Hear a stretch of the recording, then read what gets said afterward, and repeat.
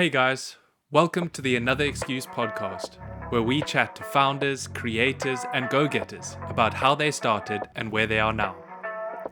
Today's guest is Jason Luboyera, my friend and founder of 360 DigiSales. In the episode, we discuss the fears of starting your own business, the skills needed to be good at sales, and the importance of building your personal brand. Enjoy the show.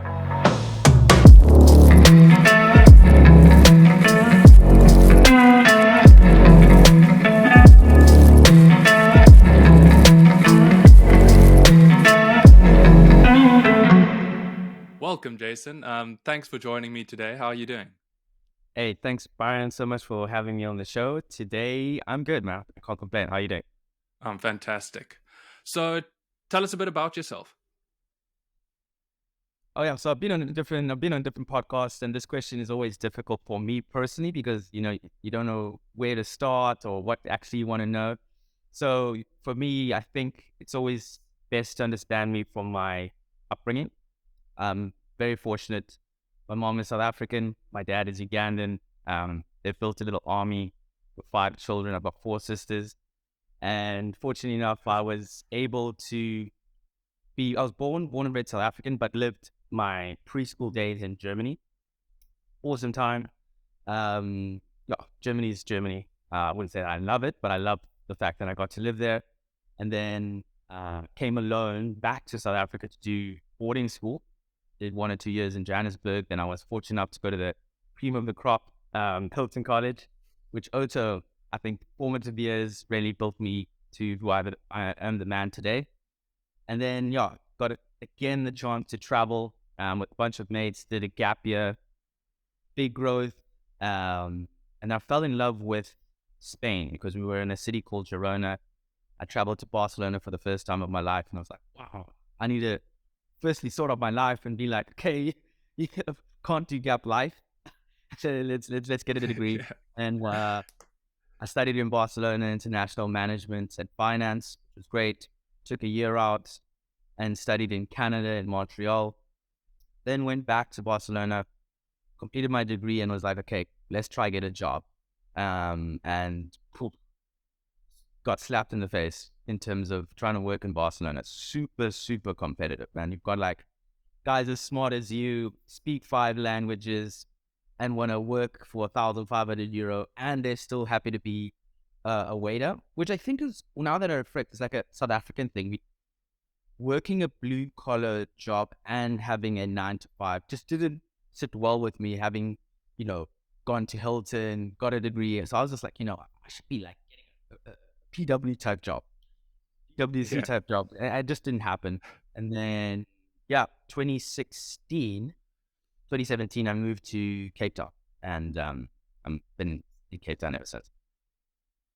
Awesome. Well, I heard you mentioned you took a gap year there. Yes. And I didn't take one, but I feel like it would have been really beneficial for me if I had taken one, just to sort of disconnect myself from the constant leveling up type of thing. And how did you feel like a gap year benefited you?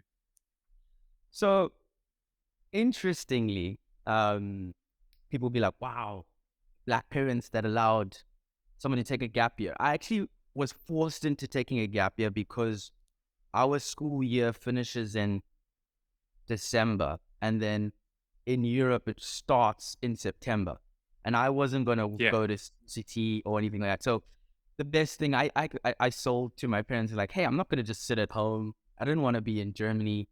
This gap year thing, and I actually had like a whole plan, like five Hilton guys. We're going to go to work on the boats. We're going to get our own money. We're going to do all these things. That really didn't happen. You know what happens on gap year.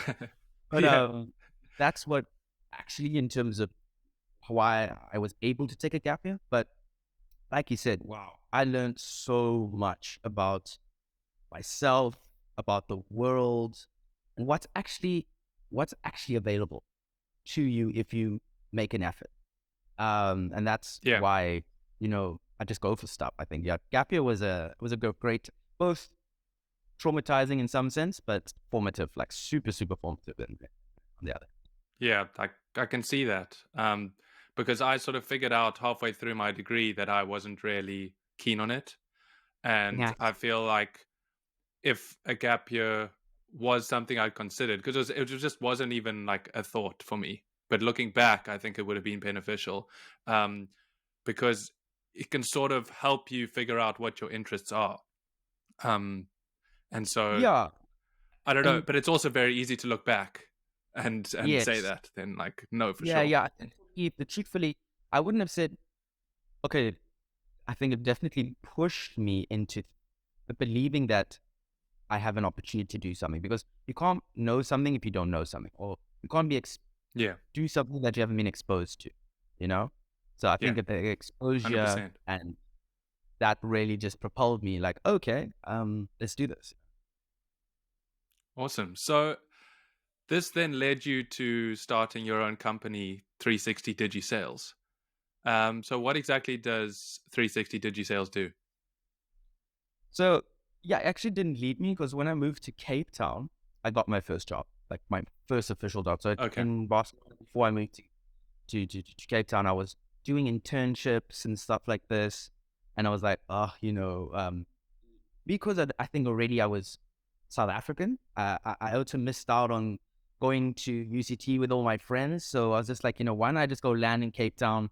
I've got a bit of a network there. Let's see what happens. And really, I wasn't a rock star, but I looked like a rock star because I left as a South African, got a good business degree. Now I'm coming back. So I landed a decent job at a financial firm called Outsource CFO. And that's Awesome. really the foundation of why I started my business, because, it was a startup. Um, we're about 8 people. The founders are just rock stars.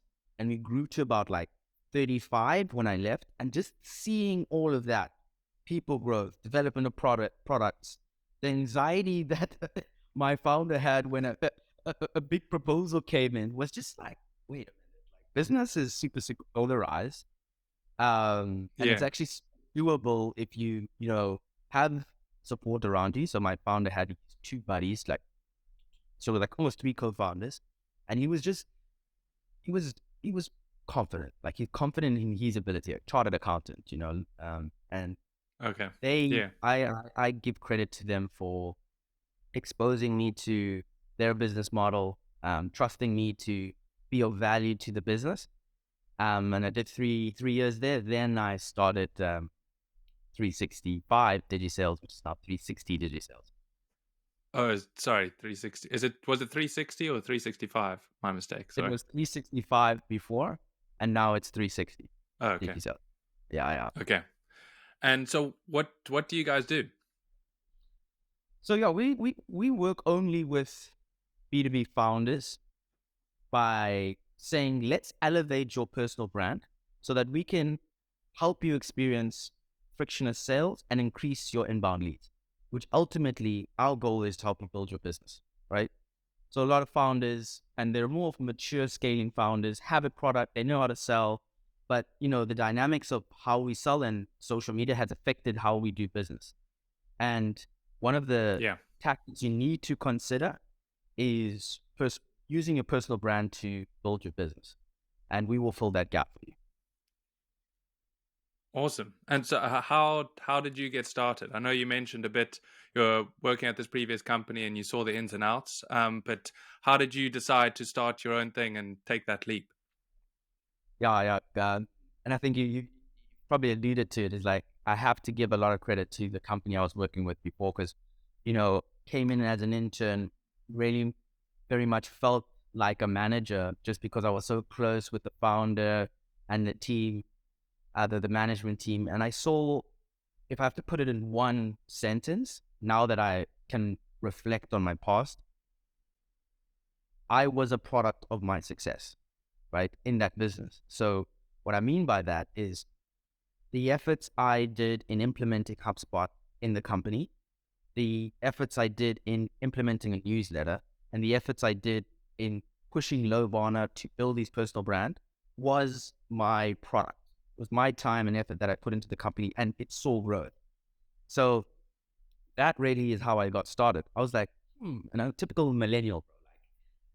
you know, I always want more money, and now I want to start a business. And the truth is, I made a presentation for the Yeah. founders, and I was like 3 years in, and I was like, you know, that building a business, you can finance a way through building a business. Yes, you can. But the Yeah. other side is sales. You have to create sales or increase your inbound, your propensity for people to buy your product. You can't, those are the two real ways to build a business. And financing your way through building a business is actually not a healthy way. The only other way is like people need to buy what you do. Then you build your business, Yeah. right?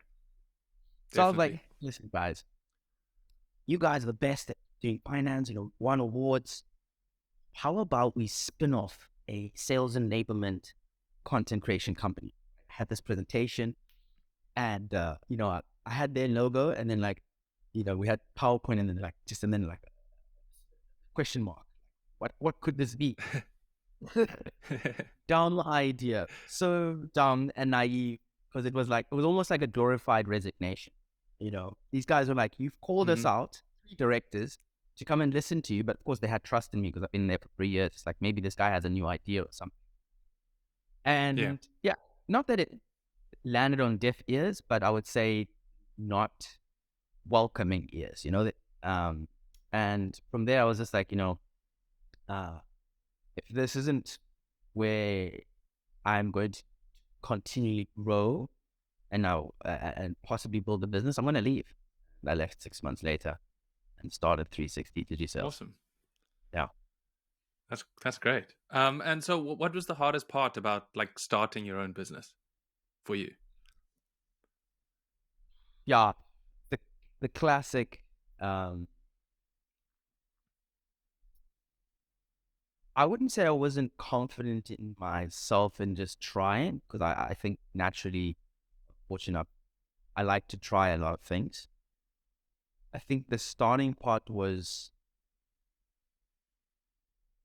focusing on the wrong thing. So I like getting the right name, getting the right logo. That's not business.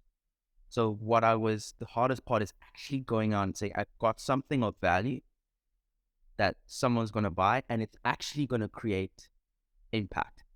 And that was so fearful. So it's like hiding behind setting up the logo, going to events, updating that you've started a business on LinkedIn. Like, so those things are just like masks. I was deep down like fearful. Like, ooh, is someone actually going to buy my shit? Like, Yeah. and that's what Yeah. really I was scared. I'll be honest, I wasn't scared to say I've got a business, even though I didn't have one. I love the idea. Yeah. Yeah.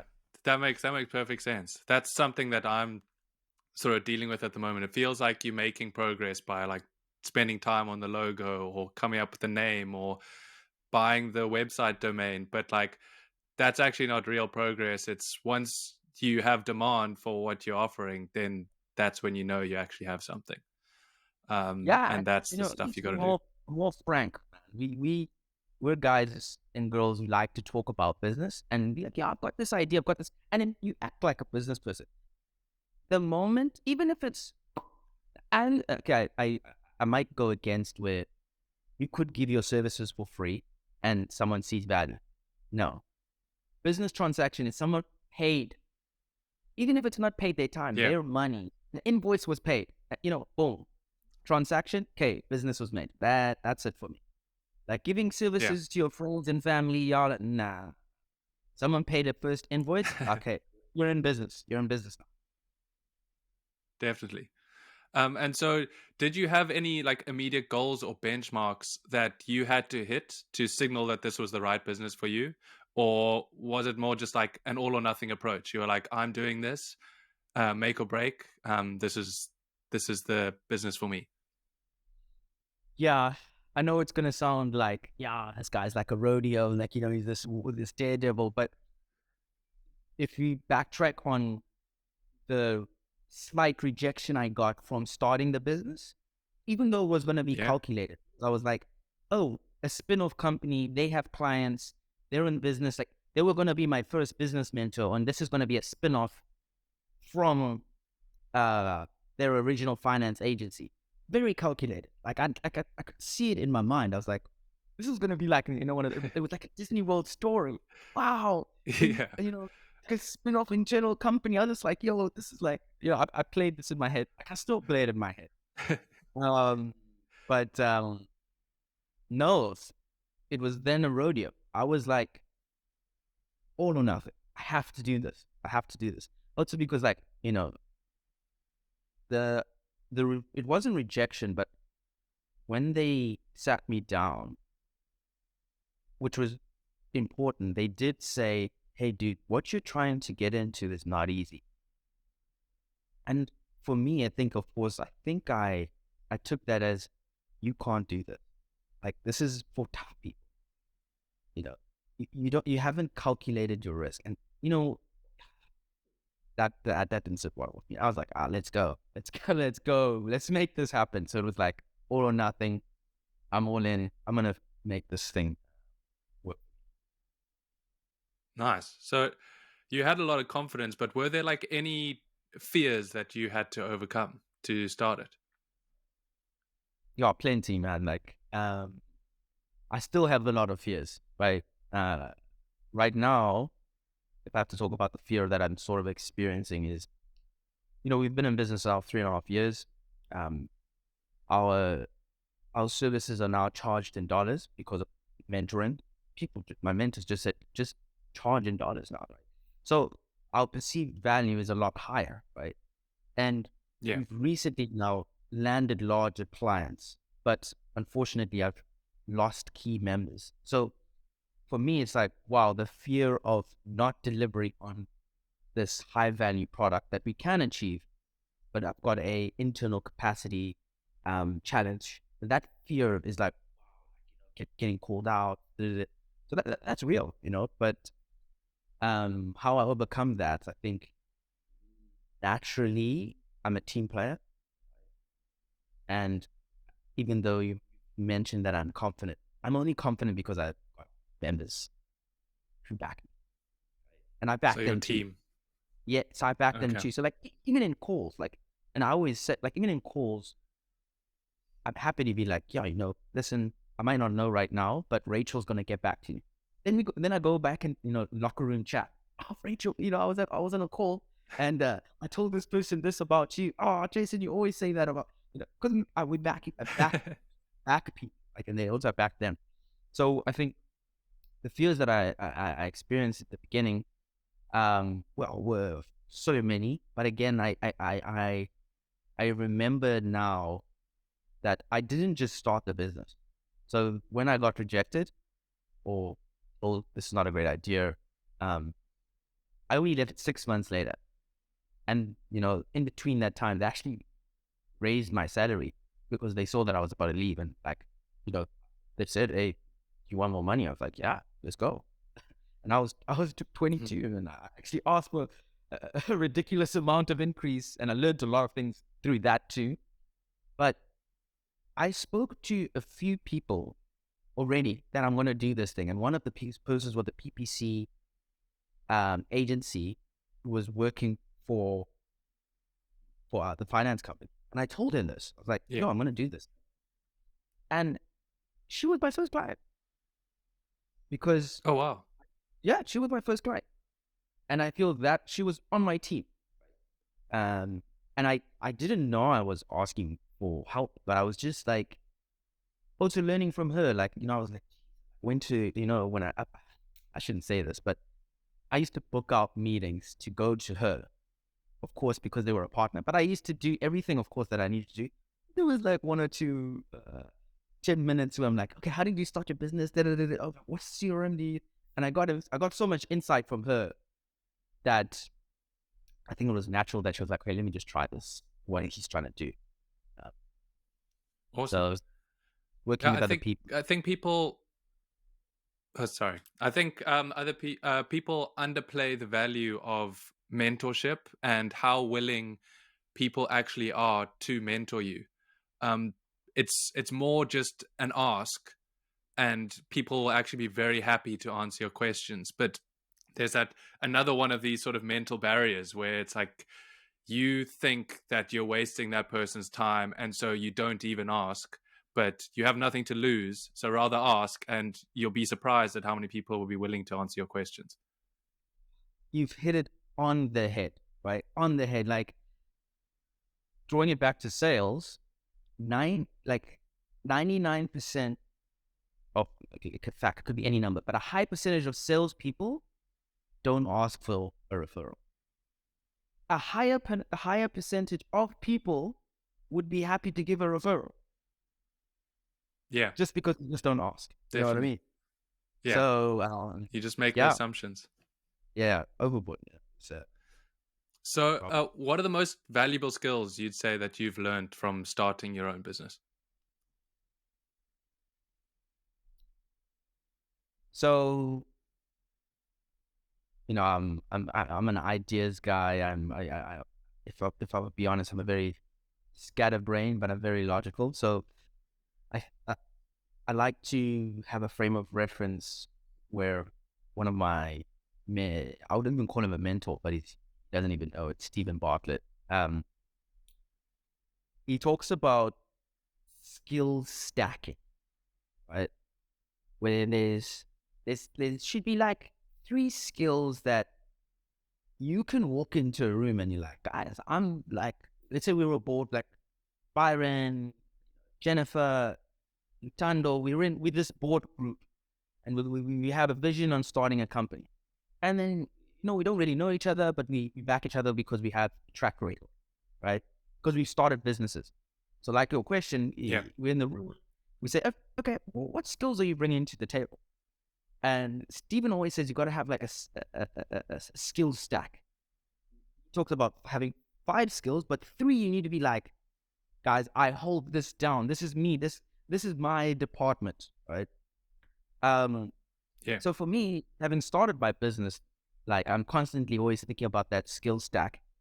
And there's 2 others that are miscellaneous that you want to improve, but you wouldn't say that it's within the realms of how you do business, but you want to improve. So for me, I've got to say that sales, right?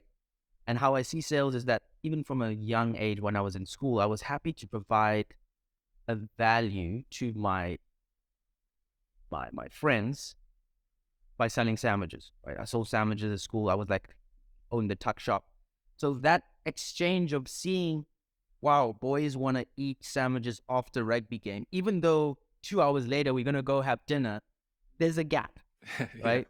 And by chance, they're happy to be like, wow, your sandwiches are good, but I'm going to give you money for it. Oh, so interesting. I just wanted you to have a nice sandwich and enjoy and not like be hungry before dinner. So that skill, I was like, great. I can provide identify some type of value and create some exchange for it. So sales, very, very happy to say that's a skill. And then the other skill I would say is, very happy to say and put my hand up as team leader, right? Not that I know what to do, but I think I'm just happy to listen to a lot of people, confidently say, is this, and ask the right questions, and then go back to the team and be like, okay, guys, this is what I've heard. This is what they really want. Can we achieve this goal, right? Because in school, I was fortunate enough to be basketball captain, the head of health and fitness. So that team leader is a skill that I think I definitely hone. Even with the weird part now, I feel cringy being like, I'm happy to be team leader, but I'm happy to put my hand up and say, listen, I'm gonna take the first bullet, right? And it's not easy. Yeah, you've got to go up there and like represent the team. So very happy to be that team. And then the other skill is I definitely do believe that I've got a knack for I'd say tech enablement, right? And what I mean by that is I only recently see that's like a skills where not a lot of people enjoy tech, but they enjoy what tech can do for them. Right? There's a very different type of person. But then there's dinosaurs who just don't see tech as a Yeah. need. But see, me, it's like I'm happy to go through a lot of different, not a developer or anything, but go through a lot of different tech tools and see how it enables business, right? Where a lot of people would rather be like, if it's the best, that it enables what we do, great. But I know I need tech, you know? So very much happy to like dive deep into like what tools work, what doesn't work, what's worked for other people. So those three things, like, yeah, that's a skill set. Like, it's not like cookie cutter. It's very like a Yeah. bit everywhere, but very confident when I look at like how I manage my day. I'm always, if you want to say it, always be closing or always talking and trying to scale my business in sales. I'm leading my team. I'm leading myself, and I'm always just my hands on a little bit of like tech, like Google LM. Just recently, like I was just looking at this week Yeah. where I don't know if you know it, like basically where through text prompts create music. I'm Yeah. like, The AI. what? Yeah, Yeah. crazy. And now I'm Yeah. like, Bard. my brain's going like, what could this enable? Like, who could this help? And that goes back to, what could I possibly sell this to someone? Yeah. So those are the Yeah. three skills that I think I constantly Awesome. try and. I can definitely relate to the tech aspect. I also am very passionate about that. Just trying to figure out how these new tools, and like with AI advancing so quickly, it's the possibilities are like endless. It's crazy how fast everything's moving. But Exactly. one thing that I'd say I lack in my stack at the moment is sales. And Okay. so, why would you say sales is important? Um, for me personally, you can't run a business without being able to sell, right? Finished. So that's, if you want to start a business and run a business, you're going to need to be able to sell. That's the truth. Not because you need to communicate better. Communication is within a dynamic of sales. Oh, you're going to need to be able to present. Presenting is so overall, you need to be able to sell if you want to run a business, right? But then over and above, like where sales, if you want to be like philosophical, is a way, it's a life skill, right? And a lot of people, like everybody's in sales, and I've really thought about this. I'm like, is this tacky? Is it?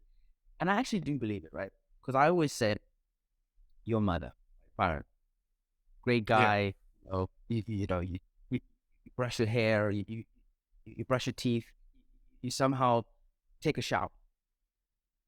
There's some people who don't do that, which is fine, right? But how did you learn that? How did you adopt that that's the correct way to live your life? You were sold Yeah. that idea. You were sold that idea through your parents. Of course, not every time they're like, brush your teeth because it's the value proposition. Pirate, if you brush your teeth, one, your teeth are going to be clean, your breath is going to smell good, and you will be a more attractive person. Is that what you want? Of course, mom. I wanted it. So you're going to brush your teeth. You bought into that idea, which is different. But they had to sell that idea to you. So even from the beginning, your parent, like the mothers are the best salespeople. Oh, moms, moms have it locked down, guys. Like, let's go and study moms and their kids and the persistence, right? The persistence of going back, shaping, carrot and stick, consultative. Moms have got sales down. And yeah, it's a life skill that can improve your life tremendously. That's interesting. So how would you say one gets better at sales? Yeah, so how I got better is actually just by doing it, right? But now with experience, more time to understand why some people are good, why some people are bad, why some people don't like it. I've built up a a conclusion that one sales is got a bad rep, super bad rep, and it's perceived as cunning, perceived as manipulative. So for Mm-hmm. anyone listening today, if that's you, and it's from my experience, need to change your mindset. You don't need to think about communication. You don't need to think about how you dress. The problem why you are not good at sales is because you've got a bad perception of sales. Done. So if you're in that camp, change your mindset around sales, and you'll get way better. And there's of course another camp of people. Yeah, of course they understand the value of sales is going to build your business, but they still are not improving. That camp, which I think I'm in, is because I'm not always great at sales. We haven't got the basics right? And there's so many different things you can do, and I think from the reading and people I follow, the guy from Wolf of Wall Street, Jordan. Yeah. He's written a book. Jordan Yeah, Belfort. yeah. He's written a book. And in that book, I partially read it. He speaks about a great salesperson is sharp as a tack, enthusiastic as hell, and an expert in their field. Right? So being sharp as a tack means, your communication skills are on point. You're confident in yourself because you're working on yourself, both internally, externally, mind, body, soul. Yeah. You're sharp as a person. Then you're enthusiastic 100%. as hell. Your enthusiasm goes beyond, that you're good looking. No, you're enthusiastic about providing a service. You're enthusiastic about your own profession, right? And that translates into how you perceive. And enthusiasm is important. You cannot buy it. You can see someone has everything, enthusiastic about it, because it was probably just given to them. Yeah. But the people who are enthusiastic work hard for their stuff. And then lastly, and go for it. Oh, sorry. I think you could tie enthusiasm to belief in the product. If you really believe in what you're selling, then the enthusiasm comes naturally. But I know sometimes there's a disconnect when if you don't believe in what you're selling, it's really hard to come across naturally enthusiastic. Spot on. And that's also where inauthenticity is born, right? Because you're forcing the fact that you want to sell this product. And, just thinking off the top of my head, like inauthenticity, we're all inauthentic in some ways because we're still discovering who we are. So yeah, when you are still discovering if you like this product or service so that you can sell it, you're going to be inauthentic, given fact. But it's the moment you cross the border where, because you just need a paycheck, you've realized you don't like this company, the people you're working with, and the product you're selling, and you just go on and you're now masking by wearing a suit, following the script, selling to people who are saying no, but you manipulate.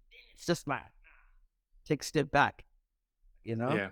And your enthusiasm is literally masked just by, I don't know, taking a coffee, smelling good, and being like, "Good morning, Byron.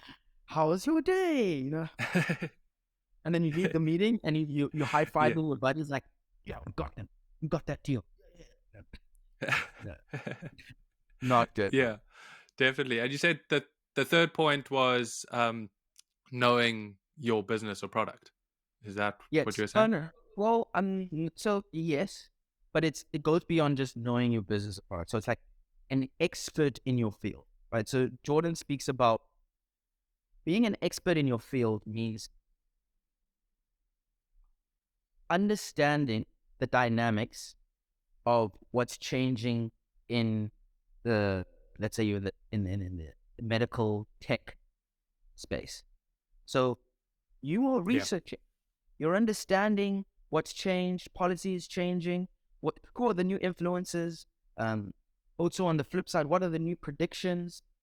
So you're studying your field, because as a salesperson, you're really enthusiastic about your product. Like, you don't need to, you hopefully know your product inside out. or at least constantly learn. Yeah. But now you get to a meeting, you're like, hey, Byron, you guys are the best AI tech medical people in the world. I know, you just hired the ex-CEO of Google, right? You've just got a rounding of funding, right? I saw all of that stuff. But I don't think you see what's coming. Oh, these guys are like, ooh, what? Like, I was sitting with another guy the other day. We were talking about this other disease. Bah, bah, bah, bah, bah, bah, bah, bah. And the fact that AI doesn't have this, that, it's going to be a big problem for you to absolutely still remain the leaders in this space. So I'm not saying that you haven't looked at this, but you would agree with me if you don't have a solution to this problem. Jason, like, now the conversation is about the industry, how we're enabling it, because you are an expert, right? And then you're gonna have this beautiful conversation, maybe exchanging, and then you're gonna be like, Byron, by the way, our modules will give you the capacity, or our people will give you the capacity, or our product will give you the capacity to solve that problem. Oh, yeah, you can consider buying from us or not, but end of the day, we know that you've got this problem. And you can only do that if you're an Okay. expert in. Yeah, that makes sense. Yeah. That makes perfect sense. And so you mentioned that 360 DigiSales focuses on building personal brands. How important is content in building a personal brand? Of course, I'm gonna shamelessly plug myself. Oh, super important. You know that if you're Yeah. not building a personal brand, you're not building a business. Which of course is not true. Right? There's so many ways to skin a cat. But let me not even try and say that I know. Chat. His name is Chat Math, right? The guy, the CEO of Social Capital. Don't know how to say his surname, but I follow him. He's the guy who basically helped Facebook reach 1 billion followers. Check him out. Chat. Oh, Chat. yes. Chat. Yeah. Chamath, Chamath. Chamath Yeah. Apatia, something like that. Yeah. Yeah. Yes. Yeah. Chamath recently made his prediction on social media, right? And he's the if you really just want to get the punchline, content creators are going to be the billionaires of the future. Boom, done. People are going to be like, oh, why? How? He's layered it. Basically, we look, and of course, he's an analyst. He's a billionaire. Okay. First, the platforms were made. Apple, Android, Google, and they were capturing customers and earning billions, and they still trillions. Then on top of those platforms, there were the apps, Facebook, Twitter, LinkedIn. You see billions, right? Trillions. Yeah. Next is the users who are building businesses on top of these apps are going to be the billionaires, and they're content creators. Right? So to answer your question, how important is content? Wow. And building a personal brand is like a business, because your personal brand is you and your strategy and how you do it. Your content are the assets you create for the world to engage with you. And you can gate those and get money for it. So Yeah. with that, I'm like, it's if wealth creation is important to you, then content creation and building a personal brand should be something that you consider, because it's a way you can make money and live a happy life, quote unquote. Okay, definitely. And so we spoke a bit about the sort of mental barrier that I have in terms of like starting a business. And I had a similar mental barrier when it was starting content. Okay. But I got over that hurdle. And so, like, how would you suggest people start creating content? Yeah. Um, I'm so happy I got to go into this podcast, and I always don't want to say that I'm the golden thread, and only because I like to, and I purposely want to try and talk out of experience versus giving advice. Because Yeah. advice or doctors can give you advice because that's what they do. But like from my experience and from what you can gauge from my experience is that how I got started is by following and learning from the best. Justin Walsh, the, Stephen Bartlett, Gary Vee, um, you know, the list can go on. Like these individuals also know that the power of building a personal brand and content creation is so important. They give you guides, like 5-step guides. You download them. You don't read them. I downloaded them and read them. And like I was like, cool. And then it also became like a space where, of course, I like to learn and read, and I didn't implement it. Right? And I was like, oh wow, talked about it more than actually doing it. Yeah. So then what I did and was advised is take one thing from the guide. One thing. See if you've understood it by teaching it to somebody else. If they understood it, have them as an accountability partner because you implement it and get feedback, right? You just get started, right? And that's how you get started with an accountability partner. It was like, oh, well, you taught me this thing, Byron. I taught you how to to create a banner on Canva for your LinkedIn profile, right? Just show you, Yeah. like, because Canva has the templates, it's so easy. Then you're like, you know what, Byron? I'm in the process of doing mine. I'm going to send you mine next week. Wow, that is going to be happening for you because it's not like they can do it. But they're like, oh, wow, geez, like getting the shit done, you know? Yeah. That's what, just learn from the best, takes one thing and implement it, teach it to someone else and implement it today. Come on. I don't know. I Yeah. mustn't. I think also some people do say, Jason, I can be patronizing because I think it's easy, but I think the hard things are only made easy by doing it, making it look simple, right? So the simplicity is, no matter what, building a personal brand is going to be hard. That's a given. But by making your steps easy, it's going to look simple, and the steps should be small. Yeah. Yeah. That's what I've learned too. Small steps. And one mental framework that I used was that no one is actually watching. Like, people think they're a lot more important than they actually are. Like, we're not in the minds of almost anyone day to day. And so you posting that little post online is going to be seen by a few of the people that already follow you.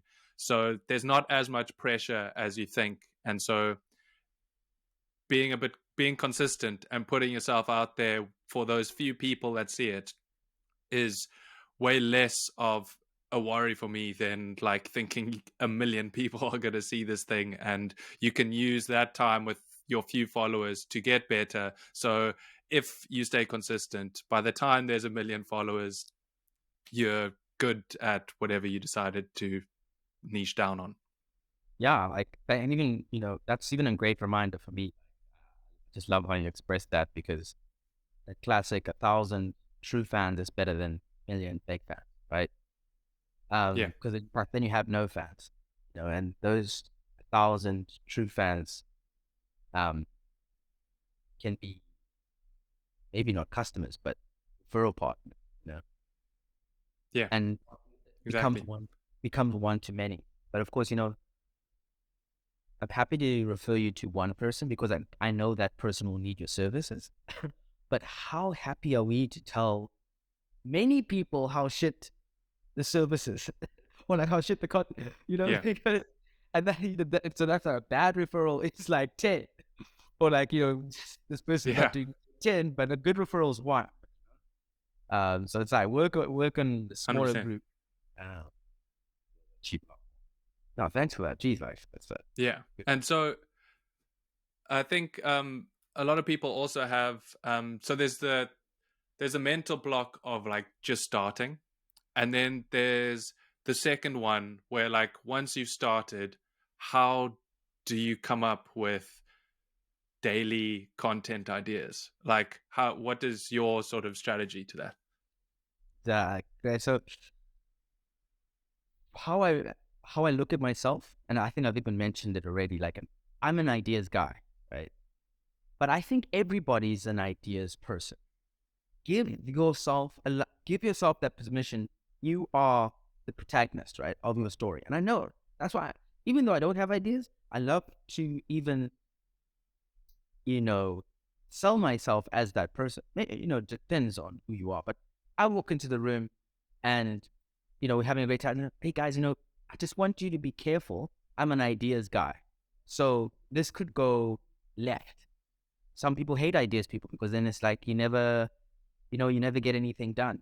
Other people appreciate ideas because you'll have your tribe, right?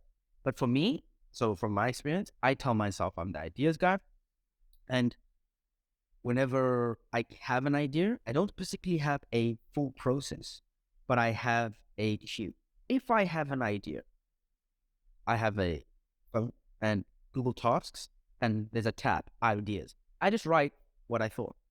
And sometimes it's after a shower, or sometimes it's, after a walk or something. And you're not always going to capture all ideas, but I write them down, right? And then after writing them down, and I know that I have a duty to fulfill in terms of creating content, sometimes I don't even need to look at my idea back because I've got a strategy. But when I get that, I call it, when they call it writer's block, for me, it's like ideas block because I'm a shitty writer. But the ideas block, I go to my idea back, right? And, today it's so easy actually to create content because my process, go to the idea back, get a blank piece of paper, get a Word doc, write down what I thought about that idea, right? Then I've got a methodology that I learned through Justin Walsh where you've got to have a hook or a trailer. You've got to have the meat, the summary, and call to conversation. So I've got this word wallet. Now I've got this template that I need to put into place. So I said, let me write this hook. Doesn't take too long. Here's the catch. Take this now structured post, copy it into ChatGPT and be like, hey ChatGPT, I just completed a rough draft of a post and I want it to be the best. Can you help me? Yeah, I can help you. Send me what you have. But before I send you it, I want the tone to be funny. I want you to use concise words. And if my hook isn't good, please give me at the end of rewriting it 3 other hooks that I could use. Can you help me? Yes. Please send the text. Copy and paste the text into ChatGPT. It will do all that for you. But what it does for you is that you've got your rough, where you probably used slang words. You've got your first draft where you were now trying to, tighten up. And now you've got ChatGPT. Put them all together, you've got a post. Some people will be like, oh, that seems long. But it gets fun. It gets faster. And if your personal brand is a business, that asset is valuable. And it will earn you money because you know it's valuable for that person. It's going to improve their life. If it takes you an hour, it takes you an hour. If it takes you 5 minutes, it takes 5 minutes. But it shouldn't be that, this is time consuming because it's wasting time. Then that's my process in terms of getting ideas and putting them to paper. Awesome. Yeah, that's what I've found too. It's like you said, there's so many great resources and creators sharing all these frameworks online that you could collect them all. And then it's also about reflecting. If you listen to a podcast and one idea resonates with you, put it in your phone. Then you have a list of things that you can talk about that actually genuinely resonate with you, because there's like posting online, there can be a disconnect when if it doesn't seem personable or something you're actually interested in, then people won't resonate with it either online. And so there's got to be a personal aspect to it. And just simply taking note of what you enjoy or what you like or a thought helps you create a long list of things that you can speak about, and you could have content for days. 100%. And I do think of, you are, everybody has ideas, but if I have to be a devil advocate, um, ideas come from, like you said, listening to podcasts, reading books, engaging with people. If you're not doing that, you're a detriment to your idea creation. So Yeah, yes, you are the idea machine. No matter, everybody has the ability to create ideas, but what you're consuming, where you are, and who you're interacting with is the catalyst to the creation of the ideas. definitely. Awesome. So, uh, we have spoken about sort of just starting in both content creation and starting a business. But is there any other advice that you'd give someone who'd want to start their own business? My business coach now. So any advice I would give an entrepreneur today, or aspiring entrepreneur today, start a business, and not the classic just get started. I think if I analyze the environment that I live in, South Africa, um, Yeah. the looming recession that is here or not here, those aren't things that should stop you from starting a business. But I think if I had to take a calculated guess, or calculated assumption, is we now are able to work from home. There's so much more information out there in terms of access to resources. If you're already in a job, in a 9 to 5, do not quit your 9 to 5. Don't. Learn how to start a side hustle in this current circumstances you're in. Because the first business you start isn't going to be the most successful, and it's not going to be probably the one that takes you to 1 million. If it is, great. But that group of people is so small. So with that fact, what I would encourage is get into business. So like we spoke about before, get that first invoice so that you can say you're in business. But let's say it's a side hustle. And once you get your first invoice, you're going to learn, oh, this is invoicing, this is people's, you're in business now. So whenever you start your next business, or you scale into another business, or you scale the business that is going to take you out of your 9 to 5, great, you've been in business. Because business isn't like, I'm trying to say it's the invoice. No, business is doing stuff with other people, communicating. That's what business is. And when you build that case study, go for it. Right. Going rodeo, Awesome. yeah, great. If you have funding, you've got all that.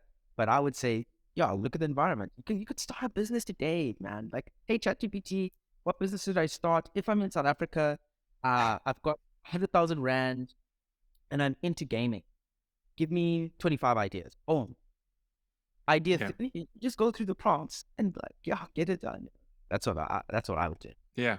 And then advice There's about it. so many resources available to us these days. Um, and so, what are your plans, or what's the uh, future roadmap for 360 DigiSales? So yeah, we've morphed from doing a number of things. We've always been focused on LinkedIn, but as any business, you're doing everything, but you're actually doing nothing. So as an agency, we constantly want to keep refining our product so it's easier to understand and we can have more impact for the people we serve, right? And where I see 360 moving, because, what type of business do I want to build in the next, I'd say, 2 years? I want to be in a place where someone looks at 360 DigiSales, an investor, a business owner, another agency, and they're like, wow, you open up the briefcase and yeah, it's a little bit of a mess, but you can see that this is here, this moves like this. If I lift up here, oh, it needs a bit of cleaning. That person, it's in a briefcase that if at any time someone could pick it up and be like, great, I want this briefcase. So that's in the context of where I want to take the business. But what are we doing at that time? I want to be doing two things as a company. We're doing a done with you personal brand creation, done with you. You can't do someone's persona. It's always done with you, right? And Yeah. then you have a uh, teaching, coaching, enablement part to it, right? Those are the two things we offer, right? So the done with you is what we currently do. But I feel there's an opportunity, which I've always been passionate about, is enabling more agencies to be better agencies. So what the service we do, like a freelancer, if they went through the 3 years we've done, all the hot, you can do this stuff and be an agency to yourself. But then there's also agencies out there who have been working for 10 years. They've been doing content creation, but they don't have this revenue line item where come take our templates, take our learnings, and then create this new revenue line item alongside your current agency. So those are the two things. The day someone comes and says, hey, I want to open this briefcase, I want to look, geez, like it's not as polished as it looks from the outside, which is fine.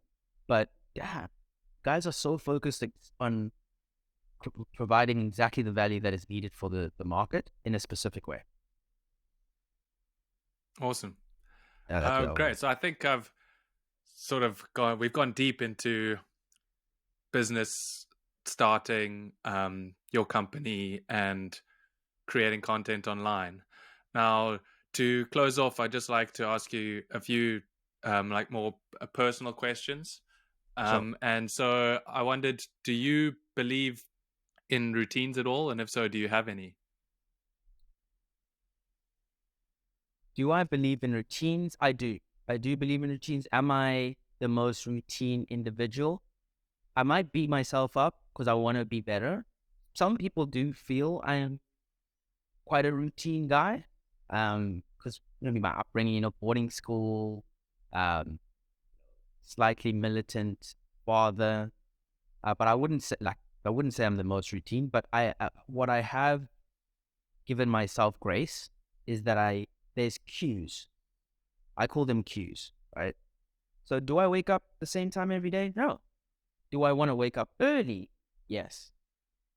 Do I know when I've waked up yet late? Yes. So I create a cue, right? You need to be getting up in a certain cue time. Also with that is about sleep, quality of sleep, right? So we can get into that, but we're talking about routine.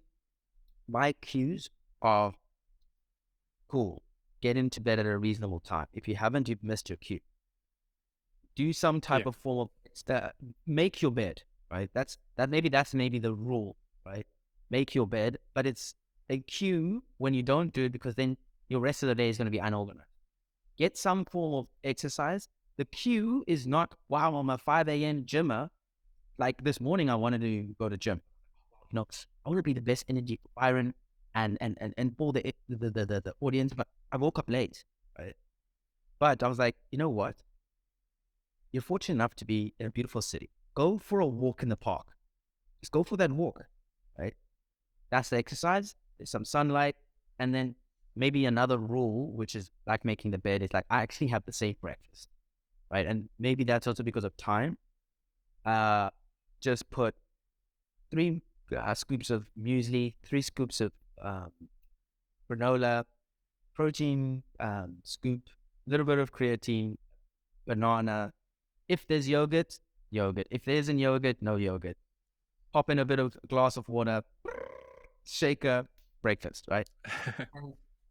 Those cues are for me. If I get all those cues done, woo, the day's rocking, man. The day is I'm like looking at my calendar, it's full. I'm like, yeah, great, back-to-back meetings.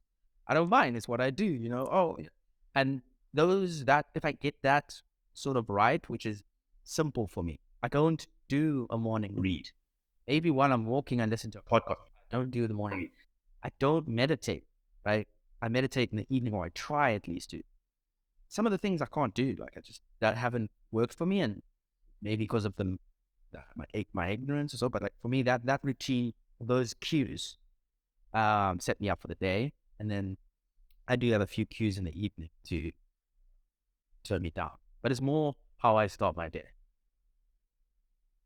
Awesome.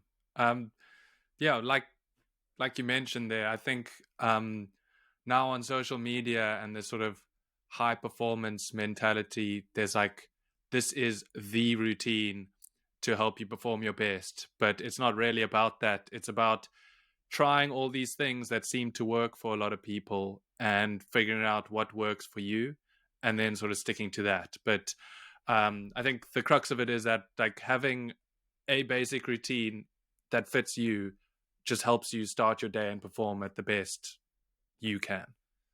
That you've expressed it so correctly. That's exactly it. Yeah, that's exactly. And I think both of us, we're guys who like to look at the outside and look at high performers. And Yeah, for me, it still does it, but it creates this bigger void, this larger space for success because I'm not doing those things, right? And I'm like, this is then it spirals. You're not doing those things. That's why you're in this circumstance. That's why you shouldn't start. Just remain small, my friend. Like this is this business success, this triathlon, this not for you. Where you've got to turn that around. Everybody chops the oak tree down different, but you know what you're doing? You're going to chop that tree down. You're going to get it done. Do you have a routine? definitely. And so, pardon? Do you have a routine then? Um, it ebbs and flows, and I feel like I perform the best when I have a strict routine. But it's usually uh, wake up, meditate, journal, go to gym, and then I'm sort of set for the day. Those are like my three things to start the day. So yeah, that's what I've been sticking to. But my waking up time has fluctuated, and I feel like that affects my productivity. I feel like I need it to be a consistent time for me, and also sleep is so important. I don't know if it's because it's um just pushed by all these guys and all the social media we consume that like 8 hours is so important, but I genuinely feel that like my body takes a hit when I don't get enough sleep. Yeah, So I'm not too sure if I'm just telling myself that because I know I didn't get enough sleep or if yeah, it's actually true, but that's it just makes me feel a bit off if I don't get enough. yeah. But then you see, on the flip side, where it's like entrepreneurs live this, uh, impulsive life. When you don't do your routine, or let's say are able to achieve your routine because you traveled, because you got sick, because someone else is in your life, do you find that getting back into your routine is hard, or do you not even do it? Yeah, traveling always takes a hit on routine. Even the things that I do now, like those three, if it's meditate, journal, gym, like while traveling, um, you're not as consistent with those. And then when you come back, it's like there's a bit of a reset that has to happen. Um, and so, yeah, it's like you're aware of it and you know it's happening, but it's still really hard to stay disciplined. How have you found it with traveling? Yeah, I think you see why I was asking those questions, because you see, I learned that yeah, strict routine is great and everybody is different. But when I heard about cues and what's most important, and like the person asked me like, why do you do the routine? So I can perform better. So that's the result, right? That's like so that you can but like when you dig deep, routines actually for me, when I hit my cues, affect how I feel. And if I'm feeling great, the value, the skills, the the aura I give off help the end result actually be achieved at the highest um, milestone. So when it's like, that's Yeah. why. So it's like technically the cue is an enabler for the mood, so that mood can create the result versus there is the routine being cause and effect for the result. And that was just like a mind shift for me. So what, like if you're asking, well, how is it for me if I travel and stuff? The life of an entrepreneur is volatile, right? In and out. So having a regimented routine is great. It's a great way to look at life. But then if it wasn't achieved, are you going to beat yourself up? What are you going to do by beating yourself up? Make yourself feel bad. When you feel bad, can you perform well? No. So yes, I'm looking at this strict routine. I got 2 things done while I'm traveling. You got 2 things done, bruh. You're the best. You are the best. You know, because you got at least 2 things done. You got 1 thing, well done. You know, but of course you need to analyze if you can't be getting to the other 2 things while you always constantly traveling. This strict routine needs to change. Yeah. But the 100%. fundamentals for me is it's a way to affect how you feel, which will then affect how you. That makes sense. Maybe I need to be a little less hard on myself. Yeah. So, what is the number 1 book that you'd recommend to people? So yeah, I am a reader. Unfortunately, I'm like the typical. The last book I read is like the best, you know. But Yeah. if I reflect, it's this little book that my mom gave me.